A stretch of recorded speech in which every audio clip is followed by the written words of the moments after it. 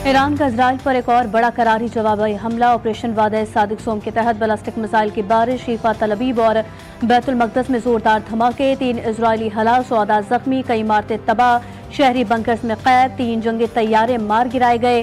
वज़ीरान इनकलाब का बयान, हमला इजराइल की जारियत के जवाब में कौमी दिफा के तहत किया गया।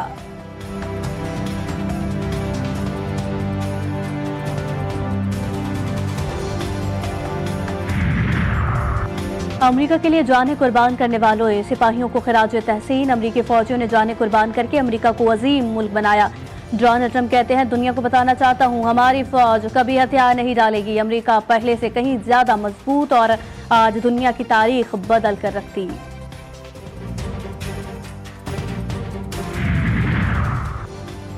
अमरीकी सदर का ईरान पर हालिया हमले से मुकम्मल लाताल्लुकी का ऐलान। सोशल मीडिया पैगाम में मशरिक़ वस्ता में कशीदगी कम करने और ईरान और इजराइल के दरमियान फौरी जंगबंदी करवाने की पेशकश। खूनरेज़ तनाज़े के खात्मे को अवलीन तरजीह करार दिया।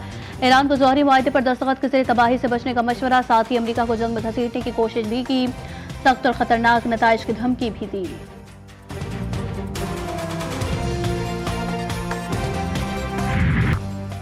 महंगाई के सताए अवाम पर एक और बोझ डालने की तैयारी। आलमी तेल की बढ़ती कीमतों के बायस पेट्रोलियम मसनूआत के निर्खों में 5.5 रुपये फी लीटर तक भारी इजाफा मुतवक्के। ओगरान असम्बली वज़ीर आज़म कुरसाल की शहबाज शरीफ की जानिब से फौरी मंजूरी और नोटिफिकेशन का इम्कान।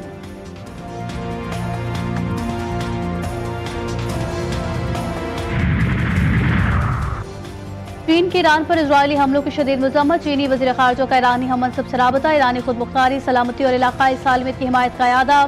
जौहरी तंसीबात को निशाना बनाने वाले हमलों को वहशियाना और आलमी अमन के लिए खतरनाक करार दे दिया। ईरान का मुश्किल वक्त में मुकम्मल हिमायत पर चीन का शुक्रिया।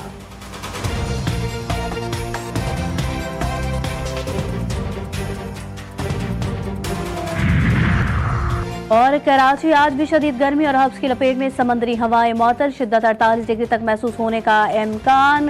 हीट वेव अलर्ट जारी। मगरबी हवाओं का सिस्टम मुल्क में दाखिल होने को तैयार। कल से मुज़फ़्फ़राती इलाकों में गरज चमक के साथ बारिश मुतवक्के।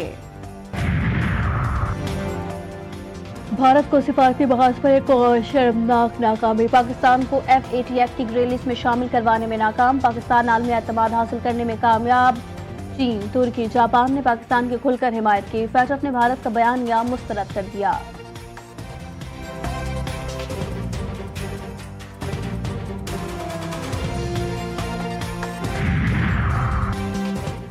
JUI के बगैर हुकूमतें बनती नहीं या फिर चलती नहीं। अच्छी बात है कि सियासत में एक दूसरे को इज्जत दे रहे हैं। सरबराह JUI मौलाना फजल रहमान की गुफ्तगू। सेनेटर फैसल वावरा ने कहा, सियासी तौर पर पाकिस्तान को मौलाना फजल रहमान की जरूरत है। आगे कैसे चलना है, मौलाना साहब से रहनुमाई लेंगे।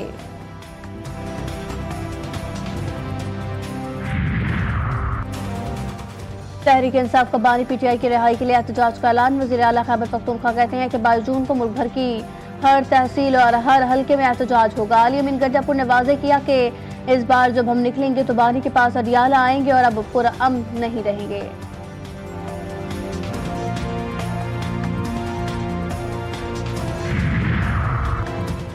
खैबर पख्तूनख्वा का वफाकी बजट पर तहफ़्फ़ुज़ात का इजहार। तरक्याती फंड में कटौती, कबायली अज़ला पर भारी अखराजात। 93 अरब की आमदन का हदफ और रोजाना 6 करोड़ का मुनाफा। मुशीर खजाना मुजम्मिल असलम का पोस्ट बजट प्रेस कॉन्फ्रेंस में कहना था कि वफाक बेहतर काम करे तो सूबे भी अच्छी कारकर्दगी दिखाते हैं। वफाक की जानिब से टैक्स कम जमा करने की वजह से हमें 90 अरब रुपए कम मिले।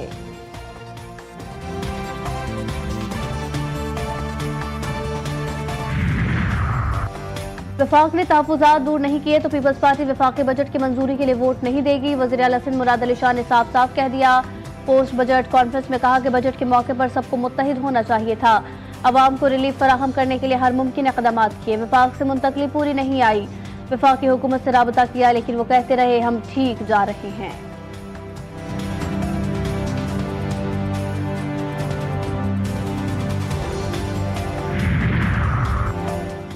कराची में शारा भुट्टो के दूसरे फेज का इफ्तिताह। शाहराहे कयूमाबाद से कायदाबाद तक ऑपरेशन कर दी गई। वज़ीर आला मुराद अली शाह ने कहा, पीपल्स पार्टी ने कराची के लिए तरक्याती मंसूबे दिए, मंसूबों की तकमील में रियायत नहीं दी जाएगी।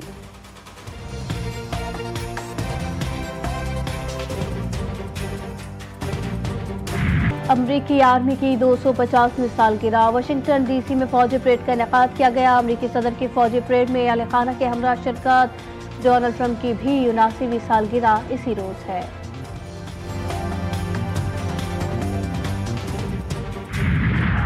और जनूबी अफ्रीका पहली बार आईसीसी टेस्ट का चैंपियन बन गया। फाइनल में दिफाई चैंपियन ऑस्ट्रेलिया को 5 विकेटों से शिकस्त। एडन मार्करम का टीम की जीत में अहम किरदार। कप्तान चैम्बर ने भी टीम को फतह के करीब पहुंचाया।